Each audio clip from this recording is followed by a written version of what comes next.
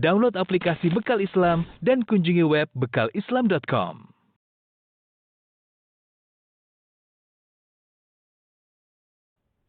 Bismillahirrahmanirrahim. Assalamualaikum warahmatullahi wabarakatuh.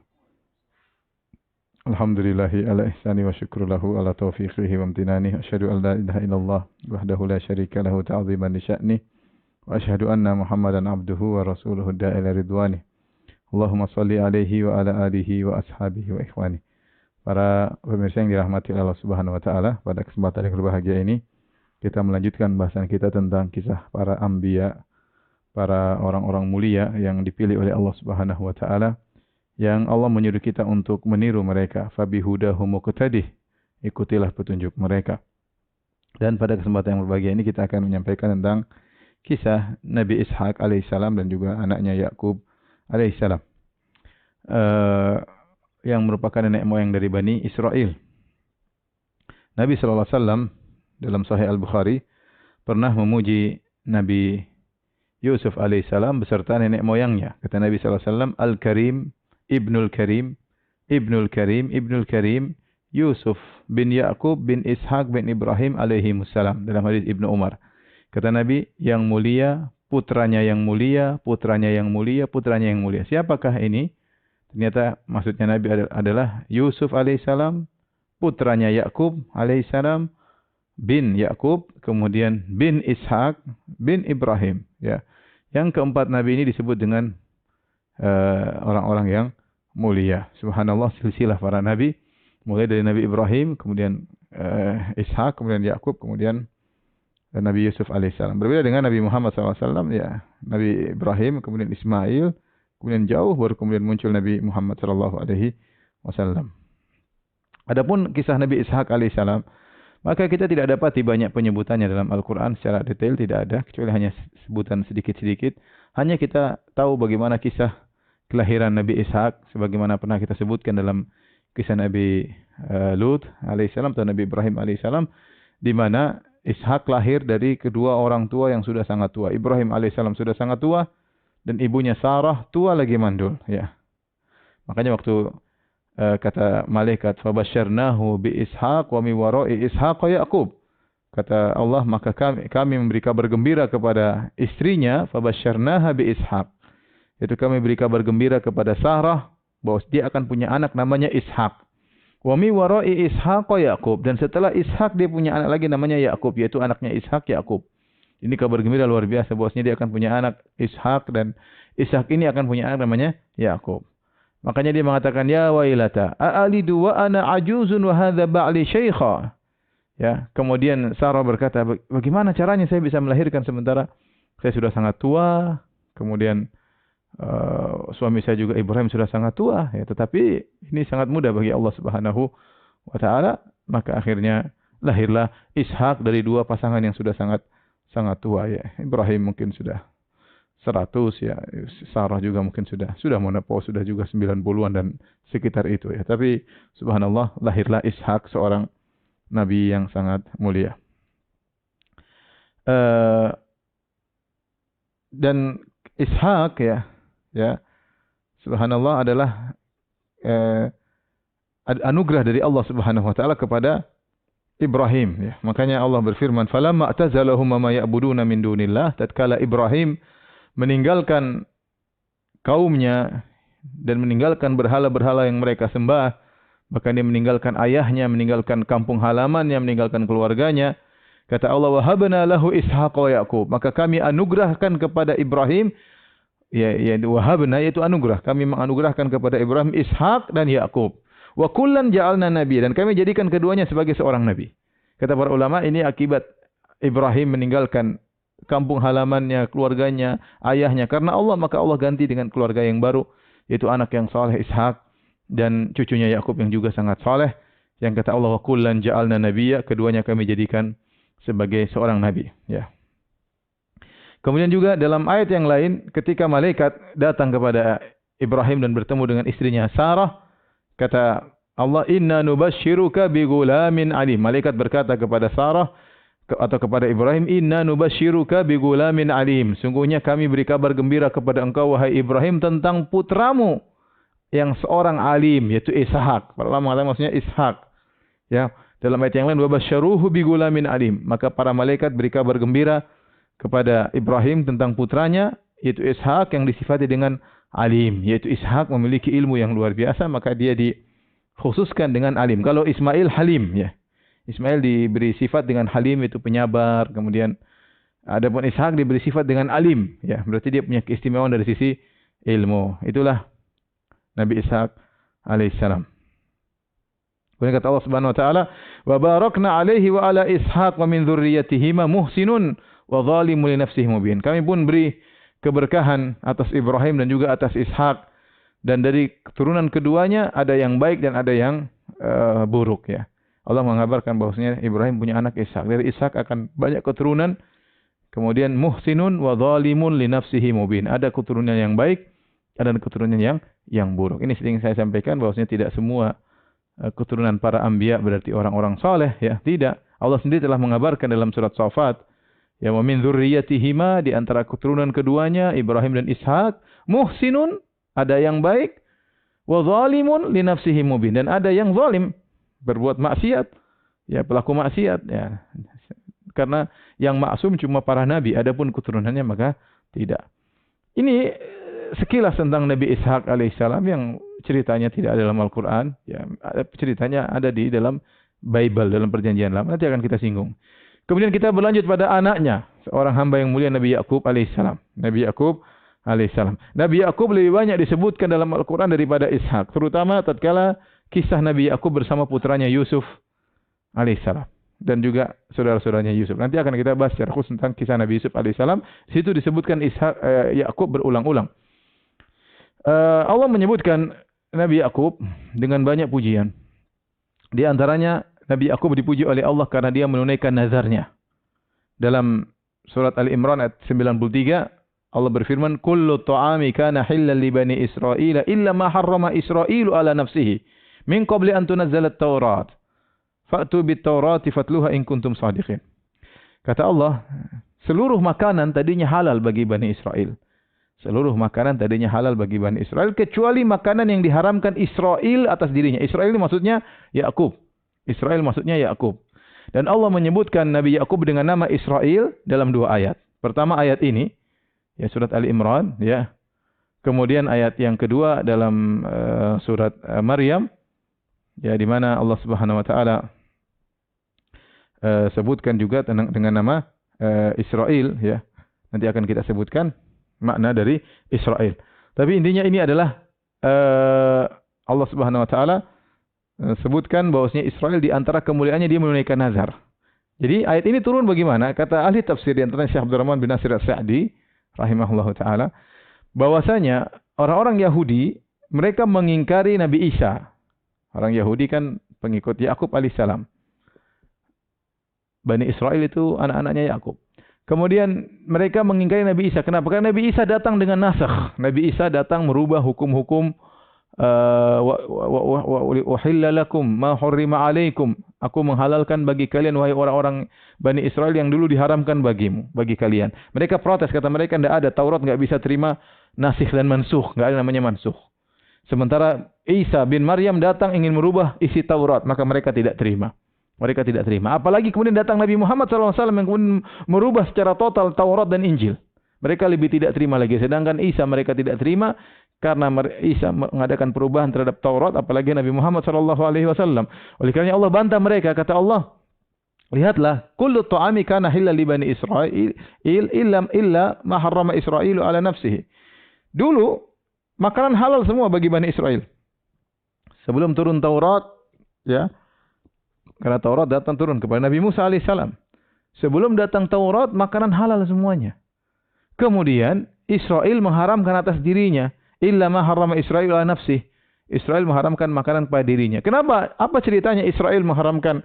Israel maksudnya Yakub. Apa ceritanya Yakub mengharamkan makanan bagi dirinya? Disebutkan oleh para ahli tafsir, dia mengalami suatu penyakit namanya irqun nasa, yaitu semacam penyakit di pinggang. Ada yang mengatakan mirip dengan saraf kejepit, mirip dengan saraf kejepit, ya. Jadi dia kesakitan, akhirnya dia bernazar kepada Allah, Ya Allah, kalau aku sembuh, aku tidak akan memakan makanan yang paling aku sukai. Disebut daging onta atau susu onta. Dia bernazar, saya tidak akan makan makanan yang paling aku cintai tersebut kalau saya sembuh. Ternyata Allah sembuhkan dia. Begitu Allah sembuhkan dari penyakitnya, maka dia pun menunaikan nazarnya. Dia menunaikan nazarnya. Allah puji di sini. Bagaimana Israel atau Yakub alaihissalam menunaikan nazarnya. Akhirnya dia tidak makan onta dan tidak minum susu onta. Di sini Allah ingin membantah mereka. Kalian melarang nasakh, sementara perubahan hukum pernah terjadi. Dahulu sebelum Taurat turun, makanan halal kecuali yang diharamkan oleh Israel. Kemudian setelah datang Taurat, berubah lagi hukumnya. Kemudian ada pengharaman akibat perbuatan mereka. Sebagian makanan diharamkan. Kemudian datang Nabi Isa alaihissalam menghalalkan apa yang diharamkan. Dan ini mudah terjadi. Ini aturan Allah. Kemudian datang Muhammad SAW memberi aturan baru. Tidak ada masalah. Ini bukan alasan bagi kalian untuk menolak Nabi Muhammad atau menolak Nabi Isa alaihissalam. Kemudian di antara sifat yang Allah sebutkan tentang Nabi Yakub, Allah sebutkan Nabi Yakub adalah orang yang memiliki ilmu. Dalam surat Yusuf kata Allah, "Wa innahu ladzu ilmin lima 'allamnahu walakinna aktsara nasi la ya'lamun." Sungguhnya Yakub itu adalah pemilik ilmu. Lima 'allamnahu, dengan ilmu yang telah kami ajarkan kepadanya. Jadi Allah mengajarkan ilmu kepada Nabi Yakub alaihissalam. Walakinna aktsara nasi la ya'lamun, akan tapi kebanyakan orang tidak mengetahuinya. Kemudian di antara sifat Yakub di antara para nabi yang selalu mengingat akhirat. Allah berfirman ya dalam surat Shad, "Wadhkur ibadana Ibrahim wa Ishaq wa Yaqub ulil aidi wal absar." Dan ingatlah hamba-hamba kami Ibrahim, Ishak dan Yaqub yang mereka memiliki ulil aidi, memiliki perbuatan-perbuatan yang besar, wal absar, memiliki ilmu. Kata Allah, "Inna akhlasnahum bi khalisatin dzikrad dar." Kami mengkhususkan mereka dengan suatu perangai yang mulia, yaitu apa? Dzikrad dar, mereka senantiasa ingat akhirat. Apa maksudnya?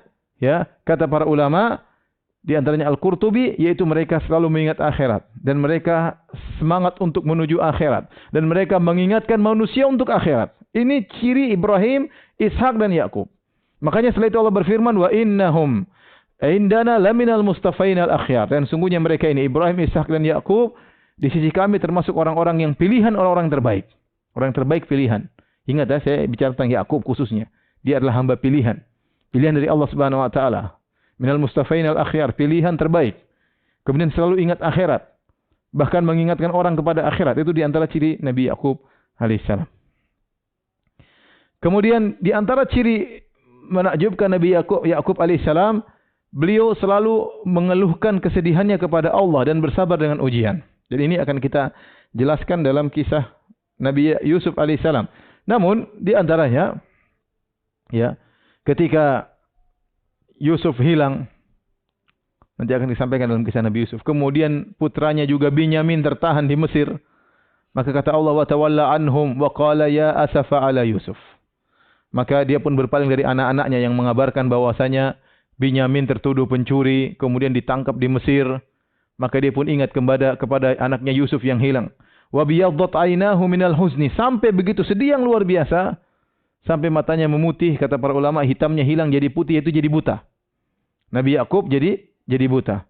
Fahuwa kadhim, maka dia pun menahan ya, kesedihannya.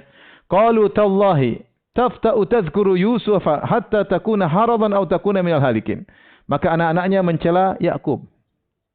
Anak-anaknya berkata, "Wahai ayahanda, engkau ya mengidap penyakit berat. Selalu ingat Yusuf sampai kau sakit, sampai kau hampir mati." Anak-anaknya mencela dia karena ingat Yusuf terus. Apa kata Yakub? Qala innama ashku bathi wa huzni ila Allah. Sungguhnya aku hanya mengaduhkan ya ashku bathi wa huzni. Bas dan huzn hanya kepada Allah. Apa bedanya bas dengan huzn? Jadi kata Nabi Yakub, perhatikan, innama ashku bathi wa huzni ila Allah. Aku hanya mengadukan al-bas dan huzn kepada Allah semata. Aku tidak mengadukan kepada manusia. Makanya dia mengatakan fasabrun jamil. Apa sabrun jamil? Itu kesabaran tanpa memberikan keluhan kepada manusia. Orang sabar. Kalau orang sabar tapi ngeluh kepada manusia itu bukan sabrun jamil. Sabrun jamil itu kesabaran yang kosong dari curhat kepada manusia. Kalau orang dikatakan sabrun jamil tidak curhat kepada manusia. Itu tingkatan tidak semua orang bisa melakukannya.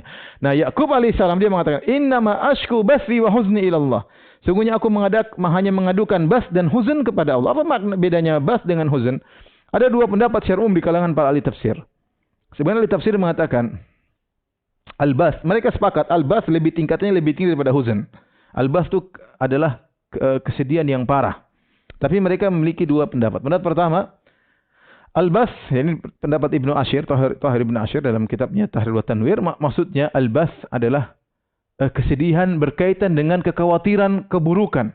Jadi ketika Yusuf alaihissalam hilang, dibuang oleh kakak-kakaknya, senantiasa Yakub alaihissalam khawatir bagaimana putraku, nanti gimana, dia masih kecil, sekarang nasibnya bagaimana, apakah jadi apa, itu selalu dia pikirkan semenjak Yusuf hilang. Itu namanya al-bas, itu memikirkan kekhawatiran buruk menimpa yang dia sayangi. Adapun huzni, kesedihanku, maksudnya kesedihanku dengan berpisah dari Yusuf. Jadi pada Yakub terkumpulkan dua, al-bas wal huzn. Al-bas, al-huzn yaitu kesedihan berpisah dari Yusuf yang putranya sangat dia cintai.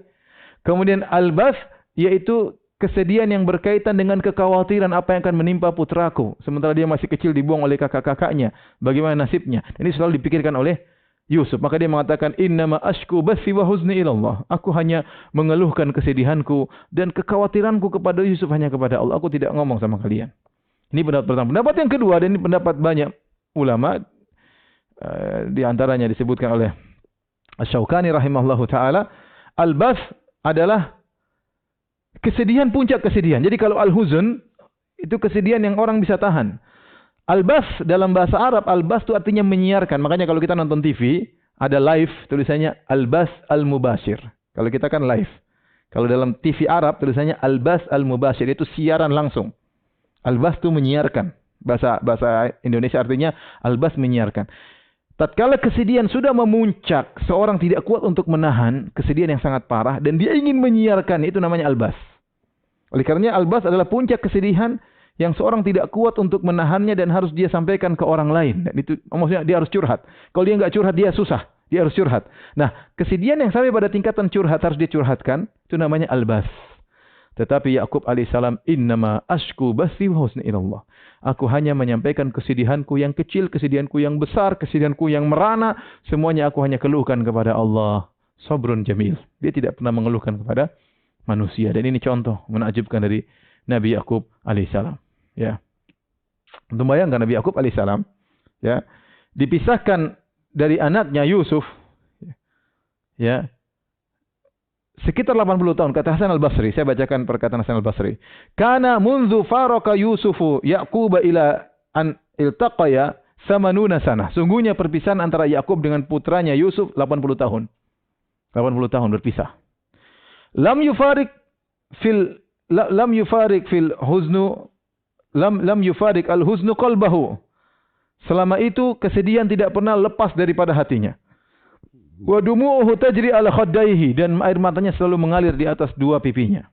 Wa ma ala wajhil ardi abdun ahabba ila Allah min Yaqub. Padahal di atas muka bumi tidak ada hamba yang paling dicintai oleh Allah seperti Yakub. Apa kata Hasan al-Basri? Menakjubkan. Perhatikan ini. Faedah luar biasa. Kata Hasan al-Basri rahimahullah, seorang ulama tabi'in, dia berkata, Yakub alaihissalam adalah orang yang paling dicintai di zamannya. Siapa yang paling cintai? Tidak ada. Ishak sudah meninggal dunia. Yusuf masih kecil, belum jadi nabi yang top waktu itu. Masih kecil, baru Allah akan mengangkat dia menjadi seorang nabi. Yang paling mulia di atas muka bumi tatkala itu adalah Yakub alaihissalam. Tetapi 80 tahun semenjak dia berpisah dari Yusuf selalu menangis, tidak pernah berhenti menangis. Sampai ujungnya terakhir dia buta alaihissalam. Padahal dia adalah orang yang paling dicintai oleh Allah di atas muka bumi ini. Jadi dalil bahwasanya kalau Allah mencintai seorang bukan berarti dapat kesenangan terus. Bukan berarti kalau orang disayang sama Allah berarti dia kaya, kemudian dia selalu sehat, dia selalu senang-senang, tidak ada masalah problematika, tidak ada. Bukan begitu, tidak harus demikian. Lihat Yusuf alaihissalam, lihat Yakub alaihissalam, orang yang paling dicintai oleh Allah, tapi penderitaannya 80 tahun, tidak berhenti-berhenti, selalu menangis.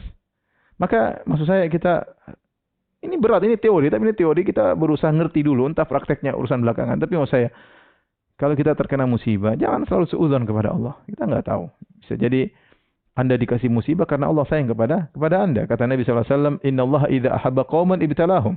Sungguhnya Allah jika mencintai suatu kaum, Allah akan menguji mereka. Oleh karena ini Yakub alaihissalam seorang yang sabar luar biasa. Kemudian di antara sifat mulia Yakub alaihissalam, perhatian dia kepada anak-anaknya. Perhatian luar biasa. Saya akan sebutkan beberapa perhatian. Pertama, sabar dia terhadap anak-anaknya durhaka. Anaknya 12, nanti akan disebut. Anaknya 12 laki-laki, durhaka, kurang ajar. Yang tidak kurang ajar cuma Yusuf sama Binyamin. Yang 10 kompak untuk durhaka, ya, menipu bapaknya. Bapaknya Nabi mereka tipu. Nanti akan kita sampaikan dalam kisah Nabi Yusuf alaihissalam. Akhirnya Yusuf dibuang, lemparkan dalam sumur, dijual. Durhaka anak-anak ini. Bayangkan punya anak 10 durhaka semua. Ya. Tapi Nabi Yakub alaihissalam sabar. Yang kedua, Yakub alaihissalam memperingatkan bahaya hasad kepada anak-anaknya. Ini berapa bentuk perhatian Yusuf kepada anaknya. Seperti Yakub memperingatkan bahaya hasad kepada Yusuf. Waktu Yusuf mengatakan ya abati ini ahada asyara kaukaban wa syamsa wal qamara atum li sajidin. Wahai ayahanda, ya, aku melihat ada 11 bintang, rembulan dan matahari sujud kepadaku. Apa kata Nabi Yakub alaihissalam? La takhsus ru'yaka ala ikhwatika fayakidu laka kaida. Wahai Yusuf, jangan kau ceritakan kepada saudara-saudaramu. Mereka akan buat makar kepadamu. Kenapa? Saudara-saudaramu hasad nanti. Jangan cerita. Jadi sayang kepada anaknya, jangan sampai cerita kepada kakak-kakak yang lain, nanti akan hasad. Bahaya hasad. Yang kedua juga, ketika akhirnya Nabi Yakub menyuruh anak-anaknya untuk mencari Yusuf alaihissalam. Suruh pergi ke Mesir. Kata Nabi Yakub alaihissalam, "Ya baniya la tadkhulu min babin wahid, wadkhulu min abwabin mutafarriqah." Wahai anak-anakku, kalau kalian nanti pergi masuk ke kota Mesir, jangan kalian masuk satu pintu, berpisah-pisahlah, berpencarlah kalian. Kenapa kata para ulama? Rata-rata ulama mengatakan Yakub alaihissalam khawatir anaknya terkena ain. Kenapa mereka 11 orang, gagah-gagah badannya, kemudian bajunya beda dengan baju orang Mesir, ganteng-ganteng orangnya, akan menjadi pusat perhatian. Maka pisah-pisahlah, satu dari pintu sana, satu dari pintu sini. Dulu di Mesir ada beberapa gerbang untuk masuk. Ya. Ini nasihat kenapa? Agar jangan mereka terkena hasad. Ya. Atau jangan sampai mereka jadi pusat perhatian, kemudian ada para pencuri atau penyamun yang akan merampok mereka. Kemudian Nabi Yakub juga mengajarkan kepada anaknya untuk bertawakal. Setelah Nabi Yakub berkata, "La tadkhulu min babin wahid, wadkhulu min abwabin mutafarriqah, wa ma ughni 'ankum min Allahi min syai'. Inil hukmu illa lillah. Alaihi tawakkaltu wa alaihi falyatawakkalul mutawakkilun." Perhatikan kata Nabi Yakub, "Wahai putra-putraku, kalian ingin ketemu pembesar di Mesir. Caranya bagaimana? Masuklah kalian ke Mesir, jangan bareng-bareng satu pintu, pergilah dengan pintu yang berbeda-beda. Kenapa kalau kalian masuk satu pintu rame-rame, bisa kalian dihalangi, bisa ada yang mencuri, ada yang merampok, bisa terkena ain, bisa akhirnya kalian tidak sampai pada sang pembesar yang baik yang ada di Mesir. Maka masuklah kalian dari pintu yang berbeda-beda. Tapi ingat, kata Nabi Yakub, "Mama ugni ankum minallahi syai'a." Mama ugni ankum minallahi min syai'. Aku tidak bisa. Ini sekedar ide, sekedar nasihat, tapi urusan Allah. Ini sekedar nasihat, tapi keputusan di tangan Allah. Oleh karenanya, inil hukmu illa lillah. Keputusan di tangan Allah. Kalian sudah berusaha, kalau terjadi sesuatu, ya bukan urusanku. Serahkan. Jadi, serahkan kepada Allah. Alaihi tawakkaltu, aku bertawakal kepada Allah. Wa alaihi falyatawakkal mutawakkilun. Hendaknya orang-orang bertawakal kepada Allah. Jadi, Yakub alaihissalam mengajarkan namanya tawakal yang benar adalah berusaha. Jangan masuk bareng-bareng, masuk berpisah-pisah. Tapi, jangan sampai hatimu terikat kepada sebab tersebut. Karena keberhasilan hanyalah urusan Allah Subhanahu wa taala. Ini nasihat luar biasa dari Yakub kepada putra-putranya. Kemudian juga Yakub mengajarkan kepada anaknya itu tidak putus asa. Ya bani yadhhabu fatahassasu min Yusufa wa akhihi wa la tayasu min rahillah. Wahai anak-anakku, pergilah kalian carilah kabar tentang Yusuf dan saudaranya dan jangan kalian putus asa dari rahmat Allah. Jangan pernah putus asa, kata Nabi Yakub. Dia saja sudah 80 tahun terpisah dari Yusuf, dia tidak putus asa. Dia berdoa, setelah 80 tahun baru Allah kabulkan doanya. Bayangkan, tidak putus asa dengan doa kepada Allah Subhanahu wa taala. Selama masih bernafas, selama masih bisa nyawa di dalam nafas, masih di kerongkongan, berdoa terus, tidak ada putus asa. Dan dia yang mengatakan, "Wala tayasu mir rahillah." Wahai anak-anakku, jangan putus asa dari rahmat Allah Subhanahu wa taala. Sementara dia sudah 80 tahun terpisah dari putranya Yusuf alaihissalam. Dan di antara perhatian dia kepada anak-anaknya alaihissalam, dia mewasiatkan tatkala akan meninggal dunia, Kata Allah, am kuntum syuhada idh hadara Ya'qubal maut. Apa kalian hadir tatkala Yakub akan meninggal dunia? Idh qala li banihi ma ta'buduna min ba'di. Tatkala dia berwasiat kepada putra-putranya, apa yang kalian sembah setelah aku? Qalu na'budu ilahaka wa ilaha abaika. Maka mereka berkata, kami menyembahmu, menyembah Tuhan bapakmu, ya, Ibrahim, Ismail dan Ishak, ilahan wahidah. Kami akan menyembah ya Tuhan nenek moyangmu, yaitu Tuhan yang esa. Wa nahnu lahu muslimun. Dan kami menyerahkan diri kepada Tuhan tersebut. Inilah kisah Nabi Yakub alaihissalam dalam Al-Quran. Dan kebanyakannya disebutkan dalam kisah Nabi Yusuf alaihissalam. Taib. Para pemirsa yang dirahmati Allah Subhanahu wa taala. Saya katakan tadi Yakub nama lainnya Israel. Allah sebutkan dalam dua ayat Al-Quran bahwasanya Yakub namanya Israel. Di antaranya tadi dalam surat Ali Imran, kullu ta'ami kana halal li bani Israil illa ma harrama Israilu ala nafsih. Kecuali makanan yang diharamkan Israel terhadap dirinya. Israel maksudnya Yakub. Yang kedua yaitu dalam surat Maryam kata Allah, ulaika alladziina an'ama Allahu 'alaihim minan nabiyyin min dzurriyyati Adam wa mimman hamalna ma'a Nuh wa min dzurriyyati Ibrahim wa Israil. Ya, dari keturunan Ibrahim dan Israel. Israel maksudnya Yakub. Yakub alaihissalam. Apa makna Israel? Israel maknanya adalah hamba Allah. Sama seperti Mikail, Jibril, Israfil, ya. Il itu kata sebagian ulama, il maksudnya Allah secara bahasa Ibrani. Il artinya Allah. Israel artinya Abdullah.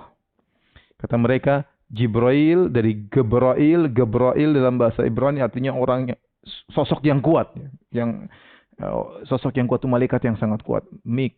Jibril. Intinya il maksudnya Allah Subhanahu wa taala. Jadi Israel maksudnya hamba Allah Subhanahu wa taala. Nah, bagaimana kisah Yakub alaihissalam? Kita tidak mendapat literatur dalam berita tentang Nabi Yakub yang detail dalam literatur Islam. Kita hanya mendapat berita tentang Yakub alaihissalam dalam literatur orang-orang ahlul kitab. Oleh karenanya para ulama yang bahas tentang Nabi Yakub alaihissalam, mereka menukil dari Israiliyat, dari literatur ahlul kitab. Di antaranya dari Perjanjian Lama. Bahkan cerita tentang Yakub dinukil secara total yaitu dinukil dengan nukilan yang panjang oleh Ibnu Katsir rahimahullah dalam kitabnya Qasasul Anbiya. Itu diambil dari Perjanjian Lama. Namun kita tahu ceritanya aneh. Maka pada kesempatan kali ini saya akan menyampaikan tentang kisah Yakub alaihissalam menurut Perjanjian Lama. Kita bandingkan dengan bagaimana Yakub dalam Islam. Para pemirsa yang dirahmati Allah Subhanahu wa taala.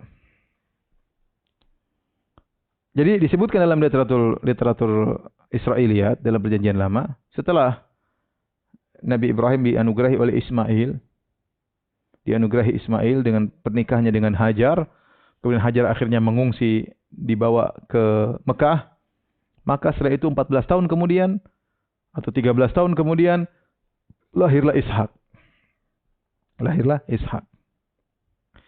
Kemudian Ishak ya menikah dan punya anak dua, namanya Isu atau Al-Is dengan Yakub. Ishak punya anak namanya Al-Isu dan Yakub, dan istrinya namanya Ribqah atau dalam literatur Islam namanya Rifqah. Istri namanya Ribqah. Hingga Isu hobinya berburu dan dia pandai berburu. Adapun Yakub sering di rumah membantu ibunya. Oleh karena ibunya sangat sayang kepada Yakub. Ingat, ini literatur Perjanjian Lama, bukan hadis yang sahih. Saya ingin menyampaikan dalam Perjanjian Lama, ya. Sehingga tiba saatnya Ishak ingin memberikan keberkatan atau kenabian kepada putranya yang paling sulung, yaitu Isu. Jadi Isu lebih kakak, Yakub adiknya. Saya bacakan ceritanya dalam Perjanjian Lama. Ketika Ishak sudah tua dan matanya telah kabur, sehingga ia tidak dapat melihat lagi, dipanggillah Isu, anak sulungnya. Serta ia berkata kepada anaknya, "Anakku." Sahut anaknya, "Ya Bapak." Berkatalah Ishak, "Lihat aku sudah tua. Aku tidak tahu bila hari kematianku, kapan hari kematianku, aku mau mati intinya. Maka sekarang ambillah senjatamu, tabung panahmu dan busurmu, pergilah ke padang dan burulah bagiku seekor binatang. Olahlah bagiku makanan yang enak dari binatang tersebut, seperti yang aku sukai. Sesudah itu bawalah kepadaku, supaya aku makan, agar aku memberkati engkau sebelum aku mati."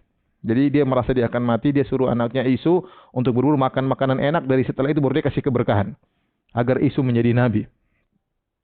Rupanya ibunya Ribka mendengarkannya, istrinya Ishak, yaitu ibunya Isu dan ibunya Yakub dengar. Ketika Isu berkata kepada anaknya, Ribka mendengarkannya. Setelah Isu pergi ke padang memburu seekor binatang untuk dibawanya kepada ayahnya, berkatalah Ribka kepada Yakub anaknya. Ribka sayang kepada Yakub si bungsu. Telah ku dengar ayahmu berkata kepada Isu kakakmu, bawalah bagiku seekor binatang buruan dan olahlah bagiku makanan yang enak supaya ku makan dan supaya aku memberkati engkau di hadapan Tuhan sebelum aku mati. Maka sekarang anakku, dengarkanlah perkataanku, seperti yang kuperintahkan kepadamu. Pergilah ke tempat kambing domba kita. Ambillah dari sana 2 anak kambing yang baik, maka aku akan mengolahnya menjadi makanan yang enak bagi ayahmu, seperti yang digemari. Bawalah itu kepada ayahmu, supaya dimakannya, agar dia memberkati engkau sebelum ia mati. Bismillah. Jadi maksudnya apa? Maksudnya Ribka karena sayang kepada si bungsu Yakub, maka dia ingin menipu bapaknya. Harusnya kenabian turun kepada kakaknya Isu. Tapi akhirnya sudahlah, biar dia lagi sibuk berburu, kita ada kambing di belakang, sudah potong aja. Nanti saya yang masakin, kau yang bawa kepada bapakmu. Akhirnya Yakub berkata kepada ibunya, tapi Isu kakak aku adalah seorang yang berbulu badannya. Bagi ya ibunda, gimana aku mau ngaku sebagai Isu kakakku, sementara kakakku badannya berbulu, sedang aku kulit-kulicin, gak ada bulunya. Mungkin ayahku akan meraba aku nanti, maka dia akan menyangka bahwa aku mempermainkan dia. Dengan demikian aku akan mendatangkan kutuk atas diriku dan bukan berkat. Tapi ibunya berkata kepadanya, akulah yang menanggung kutuk itu anakku. Dengarkan saja perkataanku, pergilah ambil kambing-kambing itu. Subhanallah, ini Ishak Nabi, jadi istrinya Ribka kerjasama dengan putranya Yakub untuk membohongin Ishak. Ishak kebetulan sudah tua, nggak bisa melihat. Lalu akhirnya Yakub mengambil kambing-kambing, kemudian dibawa kepada ibunya, dimasak sesuai dengan masakan kegemaran bapaknya. Setelah itu dia ambil baju Isu, disuruh pakai oleh Yakub. Intinya Yakub menyamar jadi Isu. Kemudian akhirnya supaya badannya kelihatan berbulu, kulit kambing diambil dengan bulunya, dilipatkan di lehernya, di tangannya. Ya, kemudian setelah itu dibawakan kepada bapaknya. Akhirnya Yakub datang. Wahai bapak, kata Ishak, wahai anakku, siapakah engkau? Kata Yakub, aku adalah Isu, anak sulungmu. Telah kulakukan seperti apa perintahmu. Bangunlah, duduklah dan makanlah daging buruan masakanku ini agar bapak memberkati aku. Ini semua kedustaan, bayangkan. Yakub bohongin bapaknya. Lalu Ishak berkata kepada anaknya itu, lekas juga engkau mendapatkannya anakku, kau cepat pulang intinya. Karena Tuhan Allahmu membuat aku mencapai tujuanku. Yakub bilang, iya, karena Tuhan saya diberkati makanya cepat. Lalu Ishak berkata kepada Yakub, datanglah mendekatkan dirimu hai anakku, supaya aku meraba engkau. Apakah engkau ini benar Isu atau bukan? Maka Yakub mendekati Ishak. Ayahnya dan ayahnya itu pun merabanya serta berkata, kalau suaramu suara Yakub, tapi kalau tangannya Isu, tanganmu buluan tapi suaranya Isu. Padahal pakai kulit kambing. Ishak tidak mengenalnya karena tangannya berbulu seperti tangan Isu, kakaknya. Ishak hendak memberkati dia, tetapi ia masih bertanya, benarkah engkau ini Isu? Yakub bohong lagi. Iya ayah. Lalu Ishak berkata, dekatkanlah makanan itu kepadaku supaya ku makan daging buruan masakan anakku, agar aku memberkati engkau. Jadi didekatkanlah makanan itu kepada ayahnya, lalu ia makan. Intinya akhirnya saya terlalu panjang, ini nanti bisa buka perjanjian lama, nanti yang punya Injil silakan buka ya. Intinya dikasih makan, akhirnya diciumlah, dikasih berkat. Engkau akan jadi penguasa, saudara-saudaramu akan tunduk kepadamu, dan seterusnya berkat-berkat yang didoakan Ishak kepada Yakub. Akhirnya setelah itu datanglah Isu belakangan. Sudah masak, sudah siap. Kemudian datang. Dia mengatakan, Bapak, ini makanan sudah siap. Kata Ishak, siapa engkau ini? Aku Isu. Ishak kaget. Loh, tadi siapa yang bawa makanan? Aku telah makan semuanya. Sudah selesai. Berkat sudah selesai. Akhirnya dia pun nangis. Wah, Isu orang menangis ya. Ya, kemudian, berkatilah aku juga Bapak. Jangan semua si Yakub doang. Aku juga. Kata Ishak, ya, adikmu telah datang dengan tipu daya. Aku telah dibohongin oleh Yakub adikmu. Dia telah merampas berkat darimu. Akhirnya, apakah Bapak tidak punya berkat yang lain? Kata Isu. Kata Ishak, sudah enggak ada, selesai, cuma satu berkat. Subhanallah, ini cerita apa? Kitab suci apa dongeng ini? Isu berkata, berkatilah aku juga ya Bapa. Dengan suara keras menangislah Isu. Lalu Ishak ayahnya menjawab, sungguhnya tempat kediamanmu akan jauh dari tanah-tanah gemuk di bumi dan jauh dari embun dari langit di atas. Engkau akan hidup dari pedangmu dan engkau akan menjadi hamba adikmu. Sudah terlanjur, kau akan jadi anak buah adikmu di kemudian hari. Intinya, Isu menaruh dendam kepada Yakub karena berkat yang telah diberikan oleh ayahnya kepadanya. Ia berkata kepada dirinya, hari-hari berkabung karena kematian ayahku. Itu tidak akan lama lagi. Pada waktu itulah Yakub, adikku akan kubunuh. Ishak berdendam. Bukan Ishak, Isu. Pokoknya kalau bapak Ishak sudah meninggal, bapakku Ishak meninggal, akan kubunuh si Yakub. Akhirnya Ribka mendengar putra sulungnya ingin bunuh adiknya Yakub. Maka dia panggil Yakub, ibunya Ribka. Dia berkata, Isu kakakmu bermaksud membalas dendam membunuh engkau. Jadi sekarang anakku, dengarkanlah perkataanku, pergilah. Bersiaplah engkau dan larilah kepada Laban. Laban itu saudaraku, yaitu omnya, pamannya. Ke Haran di negeri Syam. Dan tinggallah padanya beberapa waktu lamanya sampai kegeraman dan kemarahan kakakmu itu surut daripadamu. Dan ia lupa apa yang telah engkau perbuat kepadanya. Kemudian aku akan menyuruh orang menyebut engkau dari situ. Mengapa aku akan kehilangan kamu berdua pada satu hari juga. Akhirnya inilah ceritanya. Kata ibunya, udah Yakub kamu segera pergi. Maka pergilah Yakub. Ini cerita. Subhanallah. Dibingungkan oleh para pendeta. Mereka gimana nafsirkan cerita ini. Bagaimana kenabian dirampas dengan kelicikan, kebohongan. Pertama, perhatikan. Pertama, cerita ini menuduh Ribka, istrinya Nabi, kurang ajar. Bayangkan bohongin suaminya. Bohongin kerjasama dengan putranya Yakub. Kemudian menjelaskan Yakub tukang bohong. Bayangkan bohongin bapaknya. Bagaimana tukang bohong jadi Nabi? Yakub kok bisa jadi Nabi? Bohongin bapaknya untuk merebut keberkatan dari Isu, dari kakaknya. Kemudian apakah kenabian adalah keturunan yang berhak Ishak kasih sana kasih sini? Kemudian kalau Ishak bisa ditipu, bagaimana Allah mau tertipu? Bukankah keberkatan dari Allah? Allah kan tahu ini Yakub bohongin, masa mau dikabulkan doanya Ishak? Ini kayak cerita Yunani atau cerita apa? Bagaimana cerita seperti ini? Ya. Kemudian bagaimana mungkin setelah itu Yakub masih didoakan lagi oleh Ishak? Setelah itu Ishak sudah tahu Yakub bohongin, dia masih didoakan lagi sama Ishak. Ya, ini aneh. Ini intinya mencela Yakub, dikatakan pembohong, padahal ini nenek moyang mereka Yakub. Kemudian mencela ibunya juga tukang bohong, Ribka. Kemudian mencela Ishak, masa Ishak sudah tahu anaknya bohong masih didoain lagi. Kemudian mencela Allah, bagaimana ya Ishak berdoa kemudian dikabulkan oleh Allah padahal dia sedang ditipu oleh Yakub. Ini tidak ada dalam Al-Quran seperti ini. Tapi kita lanjutkan versi mereka. Akhirnya Yakub pergi ke Haran, ketemu dengan pamannya Laban. Di sana ternyata pamannya Laban punya anak dua. Namanya Lia dan Rahel. Rahel cantik bungsu, Lia kurang cantik. Akhirnya si Yakub alaihissalam, ini dalam cerita mereka, tertarik sama Rahel. Kemudian dia bilang sama omnya, Om, saya ingin nikah sama anak Om Rahel. Nah begini aja, kalau kau mau nikah, kau kerja sama saya 7 tahun. Oke. Setelah 7 tahun nikah sama Rahel, karena Rahel yang cantik. Setelah Yakub bekerja selama 7 tahun, kemudian terjadi pernikahan, kemudian disuruh masuk di kamar, intinya untuk bertemu dengan istrinya. Begitu dia ketemu, ternyata bukan Rahel, ternyata yang dikasih Lia yang kurang cantik. Akhirnya Yakub bilang, Om gimana? Kan kita janji sama Rahel, kenapa kau kasih Lia? Rahel yang cantik, Lia kurang cantik.